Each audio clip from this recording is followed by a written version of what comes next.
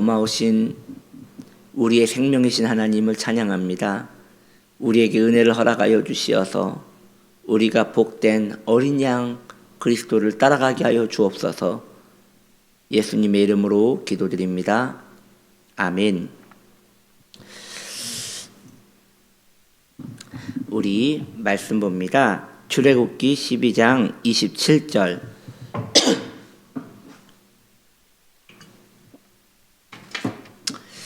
너희는 이르기를 이는 여호와의 유월절 제사라. 여호와께서 애굽 사람에게 재앙을 내리실 때에 애굽에 있는 이스라엘 자손의 집을 넘으사 우리의 집을 구원하셨느니라 하매 백성이 머리 숙여 경배하니라. 아멘. 오늘 유월절 어린 양 네 번째 이야기입니다. 유월절 어린 양은 제사할 때 하나님께 드려졌던 제물이었습니다. 이후 어느 유월절에 이스라엘 역사 가운데 어느 유월절에 이스라엘 백성 중에 유월절 제사를 드리고 싶으나 그들이 일상에서 부정한 것과 접촉하였기에 하나님께 유월절 제사를 드릴 수 없었던 그들이 모세에게 탄원합니다. 모세여, 우리도 유월절 제사를 하나님께 드려야 하는데 하나님께 유월절 제사로 어린 양을 올려드려야 하는데 우리는 지금 그것을 할 수가 없습니다. 그러면 우리는 올해는 못하는 것입니까? 내년까지 기다려야 하는 것입니까? 라고 할 때 그들의 그 안타까워하고 하나님께 나아가고 싶어하는 그 마음이 하나님께서 보기 좋으셨는지 1월 달에 있는 유월절과 또 2월 달에 유월절을 그 간이적으로 하나 더 만드셔서 그들도 하나님께 예배할 수 있도록 배려를 해 주십니다. 그와 관련된 참 아름다운 말씀이죠. 더 이상 그 절기가 지났으니 예배를 드릴 수 없는 것에 대하여 안타까워해서 자기들만이라도 따로 드릴 수 있게 해달라고 간구하여 드려진 그 예배가 민수기의 9장 6절에 보면 이런 말씀이 나옵니다. 그때의 사람들의 시체로 말미암아 부정하게 되어서 유월절을 지킬 수 없는 사람들이 있었는데, 그렇죠, 그들이 그랬단 말이죠. 그들이 그날에 모세와 아론 앞에 나와 그에게 이르되 우리가 사람의 시체로 말미암아 부정하게 되었거니와 우리를 금지하여 이스라엘 자손과 함께 정한 기일에, 그 1월 달에 있는 그 유월절 말입니다. 정한 기일에 여호와께 헌물을 드리지 못하게 하시면 어찌 됨이니까? 그 헌물이 바로 유월절 어린 양이었다는 것이죠. 여기서 나오는 그 헌물이요, 히브리어로 고르반이에요. 여러분 고르반 많이 들어보셨지요? 이 고르반이라는 단어는 오직 하나님께 올려드리는 제물에게만 드려지는 것입니다. 그러므로 유월절 어린 양은 고르반이었어요. 하나님만 받으실 수 있는 고르반이었습니다.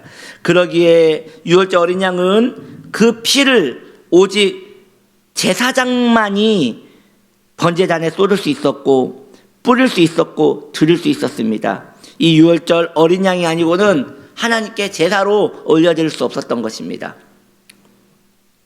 이에 관련된 아름다운 말씀이 있습니다. 역대 30장 15절에 보면요, 이 제사장들이 하나님께 나아가 유월절 어린 양을 드린 유월절 어린 양을 드린 그 내용이 나오는데요, 둘째 달 14째 날에 유월절 양을 잡으니 제사장과 레위 사람이 부끄러워하여 성결하게 하고 번제물을 가지고 여호와의 전에 이르러 규례대로 각각 자기의 처소에 서고 하나님의 사람 모세의 율법을 따라 제사장들이 레위 사람의 손에서 피를 받아 뿌리니라. 제사장들이 그 누구도 그 피를 뿌릴 수 없어요. 백성의 대표자가 되는 그 제사장이 레위인에게 피를 받아서 그 피를 제단에 뿌려 속죄를 하는 것이지요. 어린 양의 피가 우리의 죄를 씻어 주는 것이었습니다. 우리가 잘 알다시피 예수님의 제자 베드로는 참 열심이었던 하나님의 사람이었습니다. 그런데요, 그가 거듭나기 전에 예수님을 가장 열심으로 따라다녀 수제자라는 그 칭호까지 받았지만 우리 주님 잡혀가실 때에 그는 멀리 서서 예수님을 구경만 했습니다. 그리고 그 예수님이 이제 베드로에게 너가 나를 3번 부인하리라, 그 일이 베드로에게 실제로 일어난 거예요. 베드로는요, 그때 통곡했다고 말합니다. 사실 그것은 회개의 눈물이 아닙니다. 왜냐? 그것이 회개의 눈물이었다면 다시 마음을 돌이켜 예수님의 그 죽음의 자리까지 따라갔을 것인데 베드로는 그렇게 하지 않고 오히려 숨어버립니다. 이것이 베드로가 그것이 두려워서 온 것이었고 죄송해서 온 것이었지 인간적인 감정으로서 울었던 것이지 그것이 회개의 통곡이 아니었음을 증명하는 것입니다. 그런데 예수님 부활하시고 베드로에게 성령이 임했고 그 후로 베드로는 온전하게 거듭나게 돼서 이제 그때는 교회가 핍박의 때에 이르렀을 때 베드로는 자기의 몸을 장렬하게 하나님께 던져 죽음으로 순교로 헌신하는 것을 볼 수 있습니다. 유월절 어린 양, 그것이 우리가 그저 먹는 것이고 나 살기 위하여 죽여야 하는 것이라면 그것은 우리에게 별 의미가 없습니다. 그런데 그 어린 양이 하나님의 아들 예수 그리스도라는 지각이 우리 안에 임했을 때에 죄 없는 이가 하나님의 아들이 죽으셔야만 했던 그 상황과 또 그것이 우리의 죄로 말미암아 일어난 것이라는 것, 그걸로 말미암아 우리가 살았다는 것, 이것이 믿어지는 순간 우리는 다시 한번 주님께 거듭난 신령으로 나아갈 수 있는 것입니다. 신앙은 그 어린 양의 피로써 나아가게 되는 것이죠. 그 어린 양의 피가 내게 의미가 될 때에 우리는 그때부터 그 피의 귀함을 알게 되는 것입니다. 오늘 우리가 방금 읽었던 그 제사장이 부끄러워하는 마음으로 주님 앞에 나아가 그 피를 뿌렸다고 했습니다. 송구한 마음으로, 그 경외하는 마음으로 말이죠. 오늘날 우리 신앙인의 마음에 그 경건함과 경외하는 마음이 회복되기를 간절히 소망합니다. 그러한 것이 일어나지 않는 이유는 그 피에 대한 경외함, 그 유월절 어린 양에 대한 경외함이 없기 때문일 것입니다. 유월절 어린 양이 제사의 전부였습니다. 그 피가 아니면 어떤 것도 효험이 없는 것입니다. 기존에 우리는 유월절 어린 양은 이스라엘 백성들이 그 피를 문설주에 발랐으며 이로 말미암아 죽음의 사자가 그 집을 넘어간 사건, 그것을 유월절로 인식을 했습니다. 그리고 날이 새기 전 각 집마다 그 잡은 어린 양을 남김없이 다 먹어야 한다는 것으로 유월절 어린 양을 의미했습니다.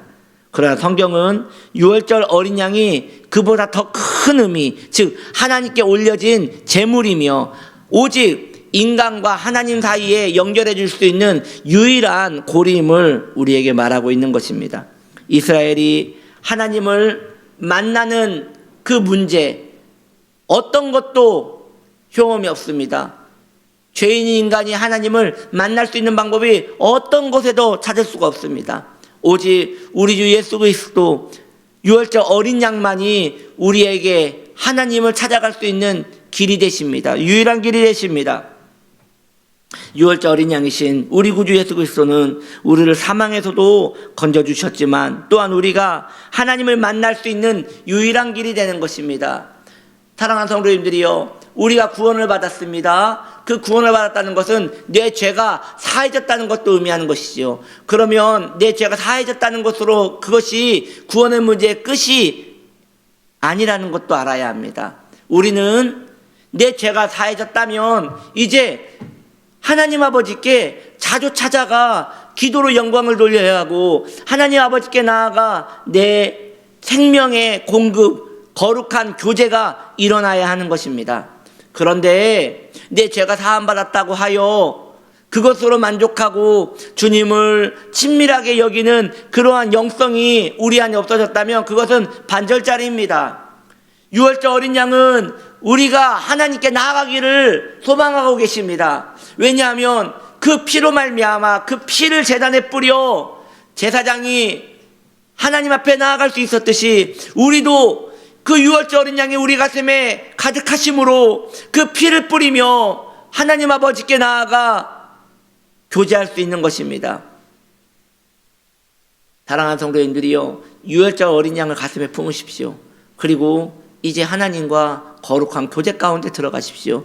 그래서 신앙의 완전함을 누리며 머무시기를 예수님의 이름으로 축복합니다. 아멘. 기도합니다. 하나님 아버지, 유월절 어린 양이신 주님을 찬양합니다. 우리가 이제 죄사함을 받았고 그 피로 말미암아 주님과 친밀한 가운데 머물기를 원합니다. 주여 우리를 받아주시옵소서. 이 사순절 기간에 주님의 은혜에 깊이 머물 수 있도록 축복하여 주옵소서. 예수님의 이름으로 기도드립니다. 아멘.